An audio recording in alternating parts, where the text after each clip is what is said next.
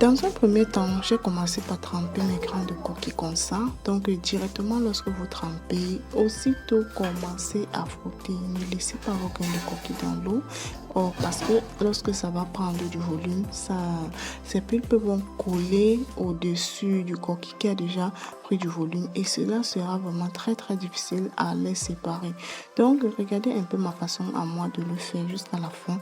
Et si tu as une autre méthode de le faire, n'hésite pas à nous partager cela dans l'espace commentaire et je sais que plusieurs personnes viendront regarder en fait.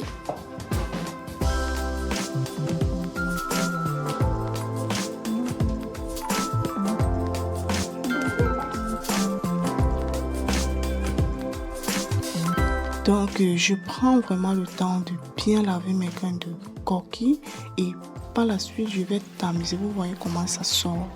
Voilà, donc c'est un peu comme ça qu'on lave le coquille. Vous allez frotter juste les uns contre les autres.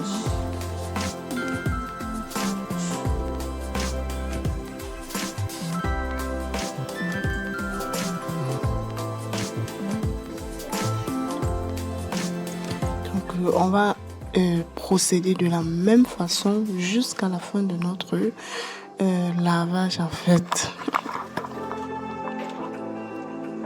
Voilà, beaucoup de personnes viendront demander pourquoi est-ce que je montre comment laver le coquille. Ici, j'ai beaucoup de retours lorsque je réalise les recettes. Il y a des gens qui me demandent c'est quoi les graines de coquille. Ils me demandent comment laver les graines de coquille. Donc, j'ai souvent beaucoup de questions que l'on me pose. Donc, regardez un peu jusqu'à la fin.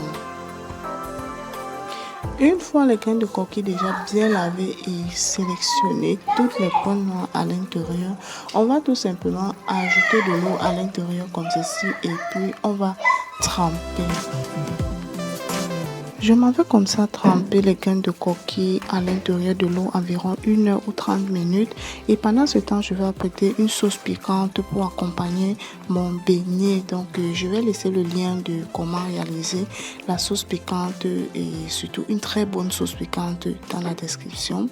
Et donc, voilà ça déjà apprêté, déjà bouilli. Et de ce côté également, mes bonbons, je les avais déjà enlevés du congélateur. Je vais tout simplement chauffer. Donc, likez surtout la vidéo, commentez aussi et partagez.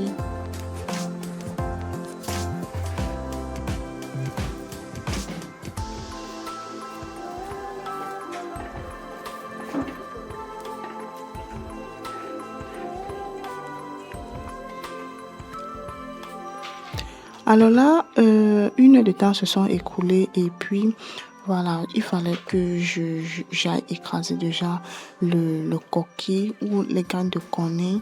Voilà. Donc, lorsque vous lavez les graines de coney comme ceci, vérifiez qu'il ne reste pas de points noirs à l'intérieur. Soyez vraiment très très prudent lorsque vous lavez vos graines de coney comme ça là. Donc, ce sont des points noirs là parfois qui nous fermentent le ventre. Donc, vraiment, faites très attention au sable également en bas de la bassine.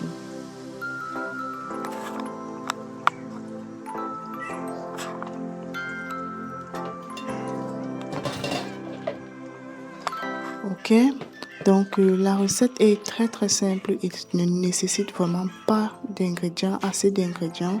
Là, je vais vous montrer juste ce que je vais renverser à l'intérieur.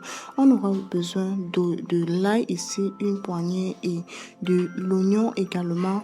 Donc quelques oignons et puis c'est suffisant. Si vous avez du poireau, n'hésitez pas à y ajouter. Sinon, laissez-moi en description ce que vous ajoutez le plus souvent dans votre beignet coquille dans cette recette traditionnelle. Donc là, mon piment était déjà prêt et puis je l'ai réservé à côté. Je vais donc vous montrer mon coquille que j'ai déjà écrasé. Voilà. une petite remarque ici, faites très attention à ne pas trop écraser vos beignets coquilles. Oui, ne faites pas écraser trop la pâte de coquille. Et là, nous allons réaliser cette recette traditionnelle avec de l'huile rouge. Oh là là, vous imaginez un peu, comme dans l'ancien temps, nos grands-mères réalisaient. Et quand on mangeait, ça faisait un peu crèche. Oh, le pouvoir de l'huile rouge sur les beignets coquilles. Donc là, j'ai renversé mon huile à l'intérieur de la poêle, voilà. Et puis, je vais laisser chauffer juste quelques minutes. Vous savez déjà, voilà, je le sais bien que l'huile rouge chauffée est déjà très dangereux pour notre santé. Voilà la raison pour laquelle je ne vais pas chauffer. Donc, je vais laisser juste le temps que je vais tourner mon beignet coquille.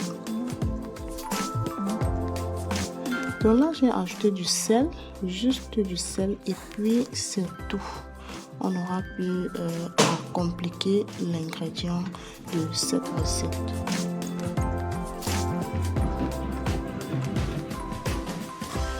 Voilà. Pour que votre beignet coquille réussisse et ne se mette pas à l'intérieur de l'huile, vous aurez besoin d'un œuf comme ça là. Un seul, pas deux. Voilà, ceci va permettre à vos beignets coquilles de mieux s'attacher. Vous voyez un peu.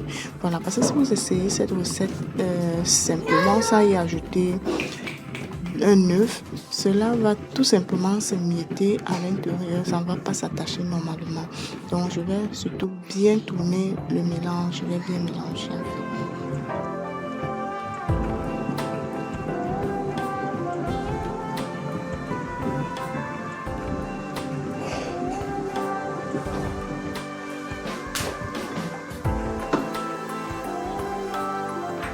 Voilà, là, j'avais déjà bien tourné et puis c'était le moment de frit. Ok, regardez un peu comment on procède. Si vous avez une louche comme la mienne, vous tapotez tout simplement comme ça pour aplatir vos beignets et puis vous jetez à l'intérieur de l'huile comme ça. Voilà, donc l'huile a juste chauffé, comme ça va directement commencer à mijoter. Vous voyez, non? Après avoir ramassé, on tapote un tout petit peu. Regardez, voilà, là ça va s'aplatir. Et si vous n'avez pas une louche comme la mienne, veuillez prendre une cuillère à soupe et puis ça va faire l'affaire.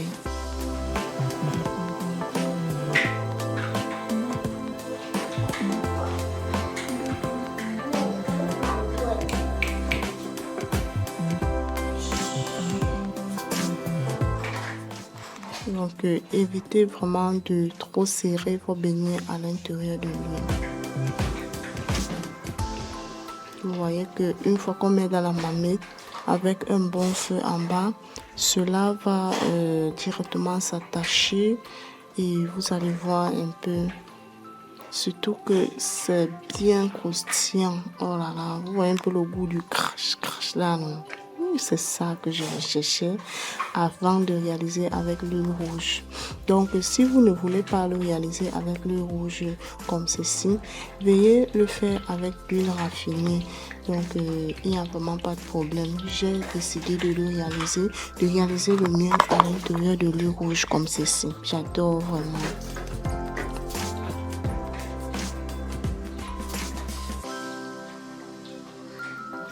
Donc là, c'était déjà prêt. Le premier tour, je l'ai tout simplement enlevé.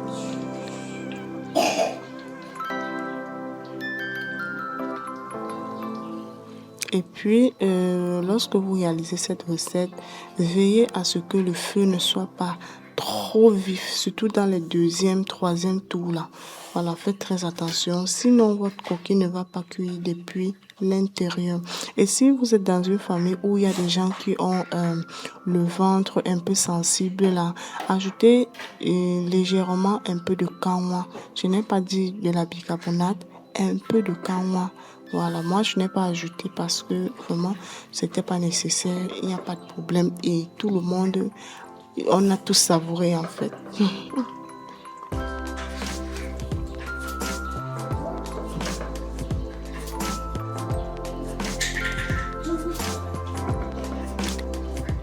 Donc là, je vais procéder de la même façon jusqu'à la fin. Là, je m'apprêtais déjà à déguster ici. Vous voyez un peu, non?